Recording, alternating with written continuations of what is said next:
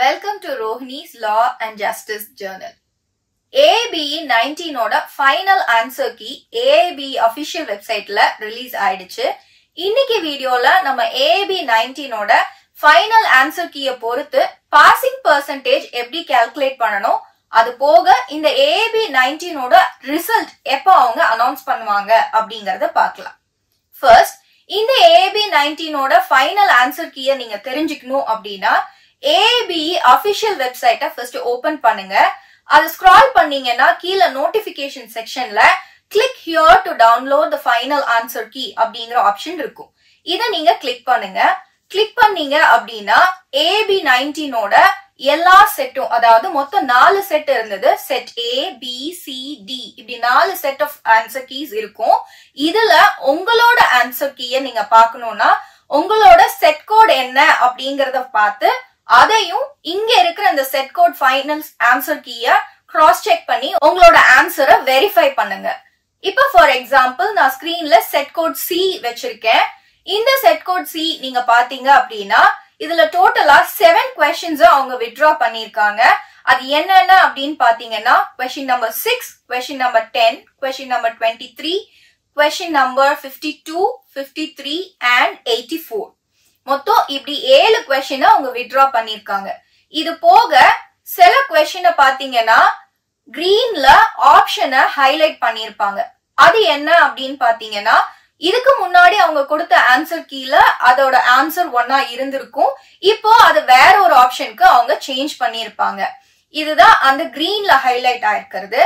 இப்போ நீங்க delete ஆன 7 questions withdrawn questions பாத்தீங்க அப்படின்னா இதுக்கு நீங்க என்ன ஆப்ஷன் எழுதி இருந்தாலும் be it A, B, C, D நீங்க எந்த ஆப்ஷனை சூஸ் பண்ணியிருந்தாலுமே withdraw questionக்கு உங்களுக்கு மார்க்ஸ் வராது. withdraw அப்படின்னாலே அந்த questions உங்க question paperல இருந்து delete ஆயிடுச்சு அப்படின்னு அர்த்தம்.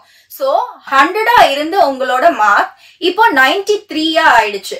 சோ இந்த 93க்கு உங்களோட பாசிங் மார்க் எப்படி இருக்கணும் அப்படின்னு பாத்தீங்கன்னா ஜெனரல் ஆர் OBC கேட்டகரியா இருக்கிறவங்களுக்கு 45% எடுத்தா பாஸ். அதே மாதிரி SC or ST கேட்டகரியில இருக்கிறவங்களுக்கு 40% எடுத்தா பாஸ். இப்படிதான் நம்ம AABE சொல்லியிருந்தாங்க.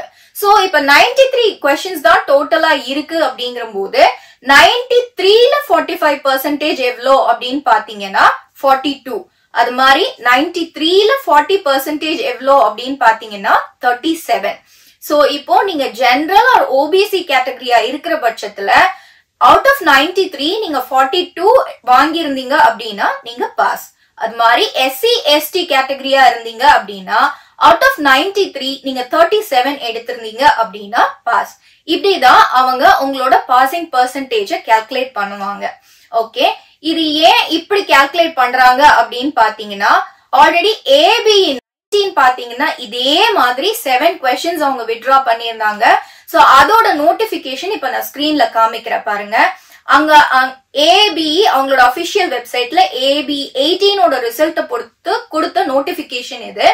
அதுல நான் ஹைலைட் பண்ண போர்ஷன்ஸ் பாத்தீங்க அப்படின்னா உங்களுக்கே புரியும். withdrawal of 7 questions. சோ இங்க எப்படி நமக்கு 7 questions withdraw ஆயிருக்கோ அதே மாதிரி previous AABE 18லயும் 7 questions withdraw ஆயிருக்கு. சோ அதுல instead of 100 93 questionக்கு உங்களோட பாசிங் மார்க் எவ்வளோ அப்படிங்கறத அங்க ஹைலைட் பண்ணி காமிச்சிருக்கேன். நீங்க அதை பாத்தீங்கன்னாலே புரியும். சோ ஜெனரல் ஆர் OBC கேட்டகரிக்கு 45% அப்படிங்கிற போது 42 marks, SC or ST or disable கேட்டகரிக்கு 40% அப்படிங்கிற போது 37 மார்க்ஸ். இது நம்ம AABE அவங்களோட அபிஷியல் வெப்சைட்ல கொடுத்த notification with regard to AABE 18. So இதே பேட்டர்ன் தான் நமக்கு AABE 19லயும் ஃபாலோ ஆகும். இப்போவும் நமக்கு 7 questions தான் delete ஆயிருக்கு. சோ அப்படி பார்க்கும்போது 93க்கு ஜெனரல் கேட்டகரி, திரும்பவும் சொல்றேன் 93க்கு ஜெனரல் ஆர் OBC கேட்டகரிக்கு 42 எடுத்தீங்கன்னா பாஸ், SC or STக்கு 37 எடுத்தீங்கன்னா பாஸ். சோ இந்த பாசிங் மார்க்ஸ் நீங்க செக்யூர் பண்ணிருக்கீங்களா அப்படின்னு பாக்குறதுக்கு நீங்க என்ன செட் கோட் எழுதுனீங்களோ உங்க கொஸ்டின் பேப்பர் எந்த செட் கோடா இருந்துச்சோ அதே செட் கோடோட ஃபைனல் ஆன்சருக்கு இந்த அபிஷியல் வெப்சைட்ல கொடுத்திருக்கிறத வச்சு நீங்க கிராஸ் செக் பண்ணுங்க. உங்களோட மார்க்ஸ் டோட்டல் பண்ணுங்க. இந்த பாசிங் பெர்சன்டேஜ் நீங்க வாங்கியிருந்தீங்க அப்படின்னா நீங்க pass. Remember, AP result announce பண்ணும்போது உங்களோட டோட்டல் மார்க்ஸ் என்ன அப்படிங்கறத எங்கேயுமே மென்ஷன் பண்ண மாட்டாங்க.